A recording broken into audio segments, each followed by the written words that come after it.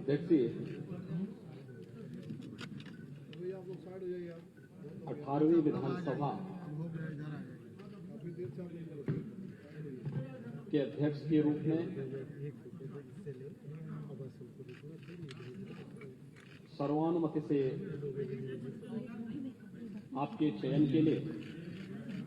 मैं पूरे सदन की ओर से आपका अभिनंदन करता हूं और आपको बधाई देता हूं।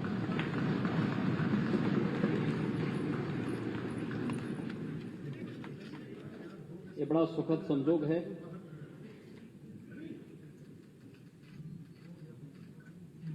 कि आपसे पहले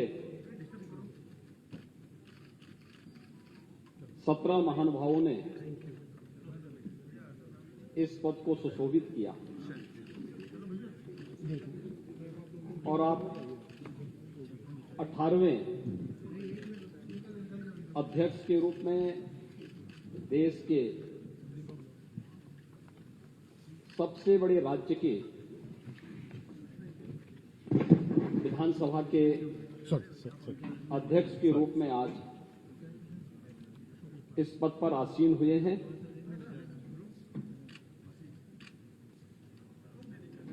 मैं हृदय से पूरे सदन की ओर से आपका अभिनंदन करता हूं।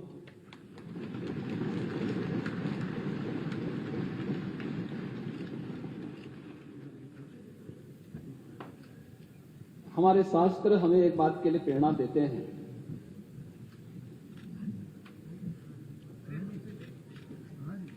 कि जब भी महान बनने का कोई अवसर मिले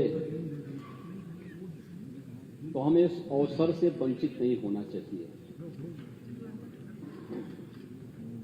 तैत्तिरीय उपनिषद ने भी कहा है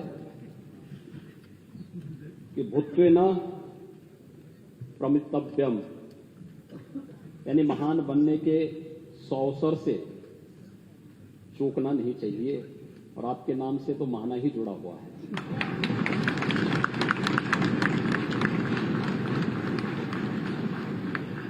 स्वाभाविक रूप से लोकतंत्र के इस गौरवपूर्ण आसन पर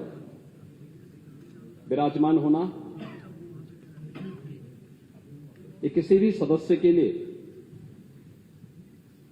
न केवल अभिनंदनीय है बल्कि गौरवपूर्ण भी। और फिर इस पीठ पर एक अनुभवी सदस्य का चयन सर्वानुमति से हो, यह अत्यंत सुखद की अनुभूति कराता है। और खासतौर पर तब जब उत्तर प्रदेश विधानसभा में अभी बहुत दिन नहीं हुए हैं, मार्च प्रथम सप्ताह में दोनों ओर से मिसाइलें चल रही थी और उस समय हर व्यक्ति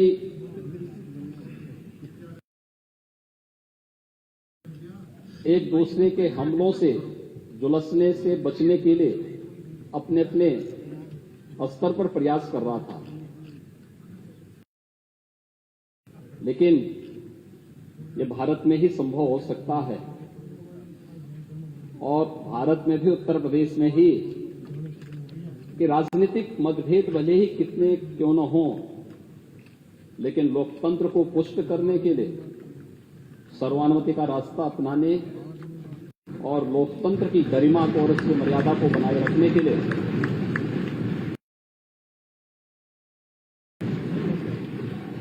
हम मिलकर के इस अभियान को आगे बढ़ाएंगे। और आज आपका सर्वानुमति से यहां पर चयन हुआ है, ये सचमुच भारत की उन मजबूत लोकतांत्रिक परंपराओं को और भी मजबूत करता है और भी पुष्ट करता है। मैं इसके लिए सत्ता पक्ष और विपक्ष से जुड़े हुए अपने सभी माननीय जो नेतागण हैं, नेता प्रतिपक्ष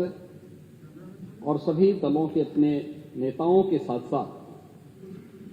नवनिर्वाचित सभी माननीय सदस्यों को भी मैं हृदय से उनके चुनाव के लिए और आपके चुनाव के लिए भी मैं उन सबका हृदय से अभिनंदन भी करता हूं और धन्यवाद भी देता हूं।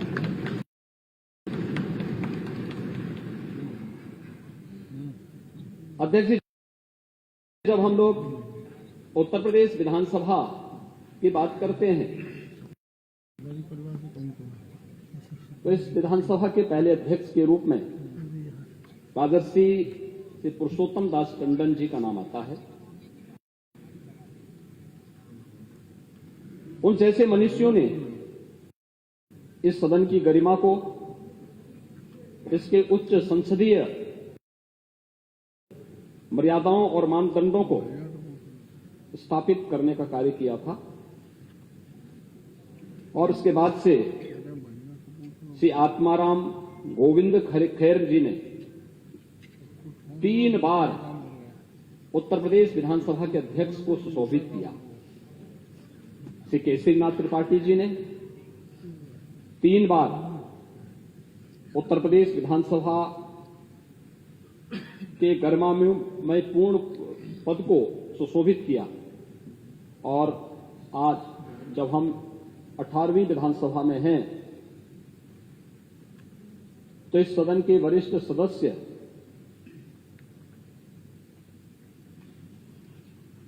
श्री माता प्रसाद पांडे जी ने भी 2 बार विधानसभा अध्यक्ष के पद को सुशोभित किया है। आज भी इस सदन के माननीय सदस्य चुने गए हैं।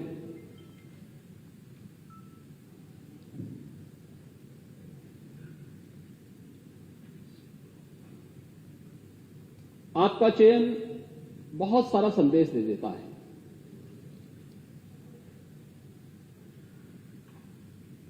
ये संदेश अध्यक्ष पद जैसे गरिमामय पद के लिए तो है ही, हमारी लोकतांत्रिक परंपराओं को पुष्ट और मजबूत करने की दृष्टि से भी महत्वपूर्ण है और उससे भी महत्वपूर्ण कि लोकतंत्र के जो 2 पहिए हैं, एक सत्ता पक्ष है, एक विपक्ष है, दोनों मिलकर के उत्तर प्रदेश की 25 करोड़ जनता के सर्वांगीण विकास के कार्यों को भी एक नई ऊंचाई तक पहुंचा करके नए भारत का नया उत्तर प्रदेश बनाने में अपना योगदान दे सकते हैं। और यह संदेश उत्तर प्रदेश की कोटि कोटि जनमानस के बीच में एक बहुत सकारात्मक संदेश देता है।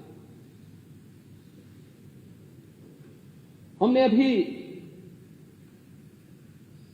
मार्च प्रथम सप्ताह तक चुनाव के दौरान देखा, एक दूसरे पर आरोप प्रत्यारोप, आक्षेप और बयानबाजियों का जो दौर चलता रहा, हर दल अपने अनुसार करता था। लेकिन एक चीज है जो हम देश के अंदर भी देखते हैं, उत्तर प्रदेश के अंदर भी देखते हैं, जनता कभी नकारात्मकता को स्वीकार नहीं करती, कभी नहीं। नकारात्मकता के लिए उसके हृदय में कोई स्थान है ही नहीं। जो सकारात्मक होगा, जो प्रगतिशील होगा, जो लोक कल्याण का कारक होगा, जनता उसी को अंगीकार करती है। जो नकारात्मक होगा, हमारे समाज ने, हमारे देश ने कभी भी नकारात्मकता को कभी भी कोई महत्व नहीं दिया। नकारात्मकता जीवन में कभी प्रगति नहीं कर सकती है। सकारात्मकता से ही हम न केवल प्रगति के मार्ग को आगे बढ़ा सकते हैं, बल्कि सकारात्मकता के भाव से ही लोक कल्याण का मार्ग भी प्रशस्त कर सकते हैं। और आज जब देश की अपेक्षाएं उत्तर प्रदेश जैसे राज्य से हो, हर एक क्षेत्र में हो, दुनिया जब अपने द्वंद्व में उलझी हुई हो, उन स्थितियों में भारत से जो अपेक्षाएं हैं, भारत उस प्रकार की अपेक्षाएं उत्तर प्रदेश से रखता है और उत्तर प्रदेश को उन अपेक्षाओं पर खरा उतरने के लिए अपने आप को तैयार करना है। और लोकतांत्रिक व्यवस्था में जब सत्ता पक्ष और विपक्ष मिलकर के एक साथ मिलकर के इस अभियान का सहभागी बनता है तो वह 1 और 1 2 नहीं होता है, बल्कि वह मिलकर के 11 की ताकत बनकर के मजबूती के साथ लोकतंत्र की इस व्यवस्था को न केवल पुष्ट करता है बल्कि इसे और भी मजबूती के साथ आगे बढ़ाने का कार्य करता है, उन जनाकांक्षाओं की पूर्ति करने का माध्यम बनता है जिसके लिए आम जनमानस ने हमारी इन सभी जनप्रतिनिधियों पर विश्वास किया है। ये सभी चुनाव जीत करके आए, जनता के सामने आम जनमानस ने इन पर विश्वास किया, आम जनमानस का इन पर एक नया विश्वास प्रकट हुआ है और उस विश्वास पर कहीं भी हमें कोई भी किसी भी प्रकार से उसे अविश्वास में नहीं बदलने देना है। यह हमारा लक्ष्य होना चाहिए और इस दिशा में प्रयास की शुरुआत कल से मैं देख रहा हूं। माननीय सदस्यों ने शपथ ग्रहण किया। शपथ ग्रहण करने के बाद जिस सकारात्मक भाव के साथ शपथ ग्रहण का कार्यक्रम प्रारंभ हुआ, मैंने देखा है कि कल तक यहां पर 343 मान्य सदस्यों ने एक दिन में ही शपथ ग्रहण कर लिया था। 60 मान्य सदस्य बच गए थे, उनका शपथ ग्रहण अधिकतर ने आज यहां पर अपना शपथ ग्रहण भी संपन्न किया है। और किस सकारात्मक भाव के साथ सब लोग मिलकर के इस कार्यक्रम को आगे बढ़ा रहे थे। आज चुनाव संपन्न हो चुके हैं, अब हमें विकास के बारे में सोचना है, उत्तर प्रदेश के उत्थान के बारे में सोचना है, उत्तर प्रदेश की 25 करोड़ जनता के हितों के संवर्धन के लिए सोचना है, उत्तर प्रदेश के युवाओं के बारे में, उत्तर प्रदेश की आधी आबादी महिलाओं के बारे में सोचना है, उत्तर प्रदेश के किसानों के बारे में सोचना है, उत्तर प्रदेश के मजदूरों के बारे में सोचना है और उत्तर प्रदेश के उन सभी दबे कुचले लोगों के बारे में जिनकी आवाज को देने का माध्यम लोकतंत्र ने उन्हें एक वोट के रूप में दिया है, उस आवाज को भी अब आगे बढ़ा करके शासन की योजनाओं से इसे मजबूती के साथ जोड़ने का कार्य अब सदन करे। इस विश्वास के साथ उसका एक प्रतिरूप आज विधानसभा अध्यक्ष के रूप में सर्वसम्मति से आपके चयन की इस प्रक्रिया का होना इस बात को मजबूती से और मजबूत करता है कि हम सब मिलकर के इस सदन की उच्च मर्यादाओं को, उच्च परंपराओं को आगे बढ़ाने का कार्य करेंगे और आज आपका चयन उसका एक उदाहरण भी है। देश के अंदर विभिन्न विधानसभाएं, उत्तर प्रदेश की विधानसभा के अंदर क्या कुछ हो रहा है इसको बहुत नजदीक से देखती है। मुझे याद है जब पिछले 17वीं विधानसभा में इस सदी की सबसे बड़ी महामारी के दौरान हम लोगों ने विधानसभा के सत्र को यहां पे संचालित करने का निर्णय लिया। बहुत सारे प्रश्न उठ रहे थे कि कोरोना में सदन चलाना क्या आवश्यक है। हम लोगों ने कहा देखिए संवैधानिक बाध्यताएं हैं और विधायी कुछ कार्य संपन्न होने आवश्यक है, इस देश से हम लोग उसकी कोई व्यवस्था देने जा रहे हैं। हम लोगों का सत्र बहुत संक्षिप्त सत्र था, लेकिन सत्र कैसे हमने संचालित किया है,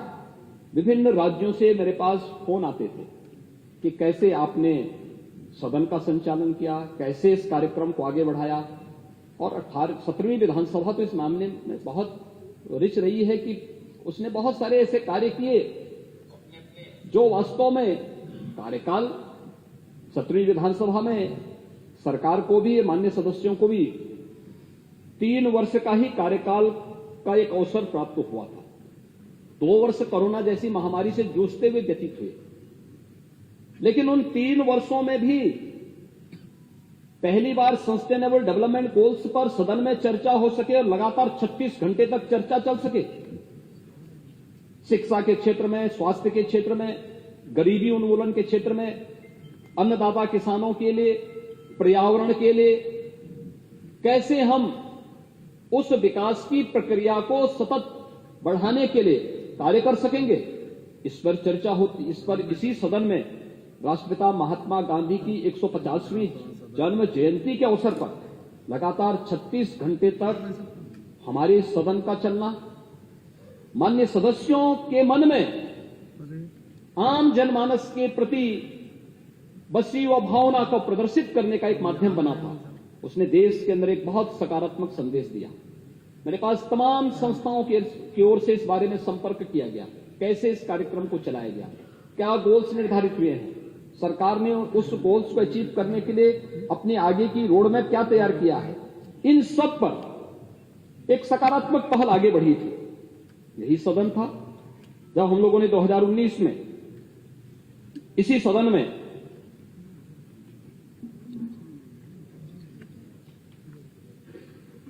छब्बीस नवंबर 2019 को संविधान को अंगीकार करने के दिवस को, उसके 70वीं वर्षगांठ पर एक विशेष सत्र का आयोजन संविधान से संबंधित और बाबा साहब भीमराव अंबेडकर के प्रति श्रद्धा और सम्मान का भाव व्यक्त करते हुए इस अवसर पर एक विशेष सत्र हम लोगों ने आयोजित किया था। और तीसरा विशेष सत्र भी आयोजित हुआ था जब 31 दिसंबर 2019 को संविधान के 126वें संशोधन विधेयक के समर्थन के लिए हम लोगों ने एक विशेष सत्र यहां पर आयोजित किया था, जो अनुसूचित जाति जनजाति से संबंधित, उनके हितों से संबंधित एक विशेष सत्र आयोजित किया गया था। 2020 के प्रारंभ में 7वें राष्ट्रमंडल संसदीय संघ भारत परिक्षेत्र का एक ऐतिहासिक सम्मेलन भी यहां पर आयोजित हुआ था। श्री हृदय नारायण दीक्षित जी के मार्गदर्शन में, उनके नेतृत्व में 17वीं विधानसभा ने जिस गरिमामयी तरीके से सत्र के संचालन को उन्होंने अपनी विद्वता से, अपने सार्वजनिक जीवन के अनुभव से आगे बढ़ाने का कार्य किया था, अत्यंत अभिनंदनीय रहा। और उत्तर प्रदेश विधानसभा में जिन बातों पर चर्चा होती थी, जिन मुद्दों को यहां पर उठाया जाता था, उसकी गूंज देश के अंदर विभिन्न राज्यों के साथ ही प्रदेश के अंदर भी गांव और गलियों तक भी सुनने को, देखने को हम सबको मिलते थे कि आज उत्तर प्रदेश विधानसभा में जनता से जुड़े भी इस मुद्दे पर गंभीर चर्चा हुई है। आज उत्तर प्रदेश विधानसभा ने इस दिशा में एक नए प्रस्ताव को आगे बढ़ाया है। आज ये अलग अलग मुद्दों पर जनता के बीच में भी ये बातें सुनने को मिलती थी। वह एक बहुत सकारात्मक भाव होता है। मुझे लगता है कि जब जनता अपनी विधायी संस्था को एक विश्वास के रूप में देखती है, तो हम मान करके चलें कि लोकतंत्र के प्रति आम जनमानस के विश्वास को प्रकटीकरण करने का सबसे अच्छा माध्यम होता है। और लोकतंत्र के प्रति आम जनमानस का विश्वास लोकतंत्र को सबसे ज्यादा मजबूती दे सकता है। और उस मजबूती का आधार हमें इस सदन को बनाना ही होगा। इस दिशा से आज आपका चयन हुआ है। हम सब जानते हैं आप लगातार 8वीं बार उत्तर प्रदेश विधानसभा के सदस्य चुने गए हैं। आपके पास सार्वजनिक जीवन का एक लंबा अनुभव है। कानपुर जैसे औद्योगिक क्षेत्र में मां गंगा के तट पर बसे हुए इस औद्योगिक नगर में जमीन से जुड़े हुए एक आम कार्यकर्ता के रूप में कार्य करते हुए, बूथ स्तर के कार्यकर्ता के रूप में, मंडल अध्यक्ष के रूप में कार्यकर्ता के रूप में, शिक्षा और सेवा के क्षेत्र में कार्य करने वाले संगठनों के पदाधिकारी और एक सामान्य कार्यकर्ता के रूप में कार्य करते हुए आपने एक लंबे समय तक जहां उस फील्ड में काम किया, वहीं 8 बार से कानपुर महानगर से विधायक के रूप में आपका चयन आज इस सदन में होता रहा है। आपने विभिन्न सरकारों में भी अलग अलग मंत्री पद का दायित्वों का निर्वहन किया और कुशलतापूर्वक अपने नेतृत्व क्षमता का, अपनी प्रशासनिक क्षमता का, अपनी आम जनमानस के प्रति अपनी संवेदनाओं को प्रदर्शित भी किया है। वह आपके द्वारा लिए गए निर्णयों के आधार पर, आपके द्वारा किए गए कार्यों के माध्यम से बार बार एक सदस्य का एक क्षेत्र से चुनाव जाना, यह और वह भी तब जब दुर्भाग्य से जातिवाद की, उस राजनीति की उस आंधी में एक व्यक्ति जिसकी अपनी कोई जाति न हो, जिसकी अपनी जातीय पहचान न हो, जिसने अपने जन्म के साथ ही पैतृक रूप से महाना शब्द जोड़ करके अपने को ये कहा कि भैया हम तो सेवा करते करते महान हैं, इसलिए हम लोग केवल राष्ट्रवाद, सुशासन, विकास और गरीब कल्याण के इस अभियान के साथ जुड़ करके अपने इस कार्यक्रम को आगे बढ़ाएंगे और लगातार जनता का एक विश्वास अर्जित करना। एक चुनाव हो सकता है, 2 चुनाव हो सकते हैं, तीसरा भी चल सकता है, लेकिन बार बार चुना जाना, अच्छे वोटों से चुना जाना, हर बार मत का प्रतिशत बढ़ जाना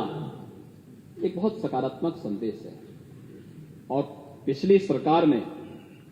मुझे उस सरकार को भी नेतृत्व देने का सौभाग्य प्राप्त हुआ था। उस सरकार में औद्योगिक विकास मंत्री के रूप में